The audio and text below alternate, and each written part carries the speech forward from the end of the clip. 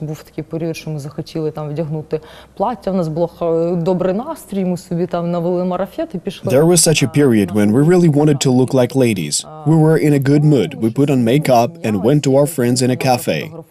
We sat and laughed, and the woman photographed us as if this is some kind of different world, because at the next table there was a man sitting without one eye next to a woman. And we were presented in such a way that someone here laughs while the others suffer. After that, a lot of friends tagged us on the photo and wrote, "Are you not aware of what these girls are up to?" І, в принципі, після цього багато знайомих нас відмітило і написали, що ви не знаєте, що ці дівчата роблять. Alexandra and Lyudmila met during the war. It happened so that most of the young ladies went to serve on the front. Sasha went there as a volunteer and gathered money and food to help out the soldiers. Моя перша волонтерська поїздка на Донбас була. I served as a volunteer on my first trip to the Donbass in 2014. I passed on some ammunition, then other volunteers brought some field rations. In general, they brought everything that the ATO soldiers needed. Різними сухпаями, те, що там передавали, що можливо там потрібно. Because they were left with almost nothing. Their equipment was outdated. Their sacks had of 1918 markings, and they had some kind of helmets that could be used as shelves or for carrying water in them. That is, whatever they had did not protect them at all. Тобто те, що вони мали, це зовсім їх не захищало. For Sasha, who before the ATO was engaged in advertising in certain photo projects, life was not easy in the war, but the young lady was from Crimea and she could not afford to leave France, who went to war in order to guarantee her freedom. Therefore, a fragile girl made a firm decision to go to the ATO zone in order to help out our Ukrainian soldiers. Ти їдеш і ти дуже такий стриманий. You're going to the war and you're very reserved. You understand that you do not understand anything, what and where. I do not believe people who say, "No, I wasn't afraid of anything." It was very scary. Ти просто нічого не можеш зробити. But the sense of duty conquered the fear. Traveling to the forefront became more frequent, and the desperate needs of the soldiers increased. There was an acute shortage of medications. Those medicines that were in first aid kits were not enough, and Sasha began to collect first aid kits on the American model IFAC, that is an individual first aid kit. The cost of one such kit is about 5,000 hryvnias. Some of the medicines the girl asked friends to even send them from abroad, because in Ukraine they were impossible to find. And then I realized that neither I nor the guys understood how to use them. That is, they had the first aid kits, but they did not know what to do with them. Alexandra decided to study at healthcare courses before giving the first aid kit to soldiers, so that she could explain to them how to properly use it. Lyudmila is a nurse. Before the war, she worked in a psychiatric hospital. She says that after that experience, she was ready to face any difficulties. She passed special courses, and then, in order to reconnoiter the situation, she decided to go to the ATO zone during the time of peace, so that it would be calmer. I decided that I would go for a few weeks in order to get acquainted with the situation. I thought I would have some kind of rotation and would return home soon. I wanted to analyze. I went there more with an educational purpose, but it turned out that when we arrived, it was January 12th to 13, when the airport control tower fell. We did not even get to the place where we were assigned to work. I was hoping to come home in 2 weeks, but I only returned 2 months later. They had to act quickly as time was running out, but it turned out that Lyudmila was completely unprepared for the task. She understood this when she transported wounded soldiers from the hospital that was near the airport to a safer place. The guys loaded into the truck in which there was only a jar of water. Suddenly, the guys asked for a glass of water because they were thirsty. It turned out that they had not eaten for 5 days, and instead of drinking water, there was only snow. I thought they had been fed in the hospital, but it turns out that there was no delivery of food, because they were in the airport and they sat for 2 weeks without anything to eat, due to the active combat activities on the premises and around the territory of the airport.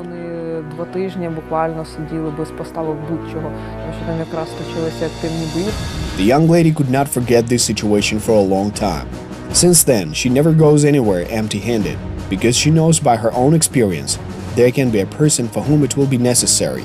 During the war, the girl has seen a lot, but most of all she remembered February 18th, 2015, the way out of Debaltseve. дуже важкі там з ампутацією. There was a wounded soldier with an amputation. It was a very serious wound. It was very difficult. The oxygen was coming to an end. We went to refill the cylinders. Закінчувався кисень, там їздили, перезаправляли балони. Just a few days before that, the mobile connection was terrible due to shelling. The soldiers and doctors slept for only a couple of hours. It was exactly during this period that Lyudmila didn't have time to call her friend, who was working in another sector. They often called and supported each other. Lyudmila decided that when she arrived, she would call him and tell about the horror she was going through. Я приїхала. When I came to the base, I found out that my friend was killed a few days ago, and just that day, he was buried. Then the girl realized a real horror and a real war is when you lose loved ones, so one must do everything possible to prevent this from happening again. She must direct all her efforts and knowledge to save other people, so that someone who is waiting for a friend should do exactly that to the last minute. But under those conditions is not easy. After all, qualified medical assistance was decisively lacking. It was necessary to do something. There is a dire need for advanced knowledge and European standards, not the Soviet system of pre-medical care when people understood that they could only hope that there would be a better first aid kit than those that existed in those years. I was shocked when I took away my wounded friend. He suffered a serious hip injury, though without damage to the arteries. There was a small fragment in his thigh, and he lost about 2.5 to 3.5 liters of blood. The medical aid he was rendered in the hospital was totally unqualified.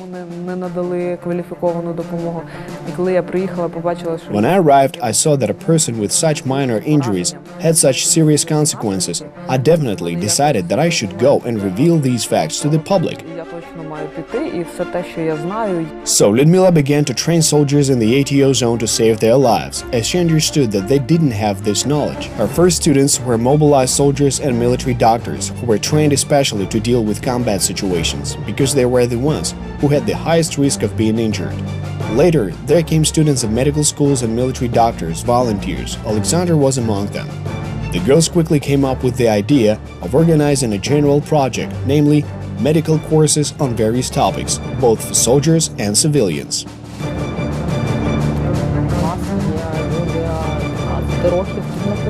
We have people on the course who are 15 years old, and there are people who are 66 years old. They are of completely different ages and different professions. There are military men, of IT experts and creative people. Тут є люди, які з творчих професій. Молодь стала більш активно. Young people became more actively interested in this initiative, though there are elderly people that come to us. Також приходять. We call an ambulance and do engage in resuscitation. I knew about this only in theory. Then I tried it in practice, and now I can offer professional assistance in such situations. If you do not help yourself or help your loved ones, then who will help a person in need? I know from my own experience that a person often waits for an ambulance for a long time. I want to be sure that if a person is injured, that at least I can do something to help them. We have a basic structure of medical aid, which we will continue to develop and improve to provide the best we can to those who need such aid. In addition, this project has become a kind of adaptation of girls to a peaceful life.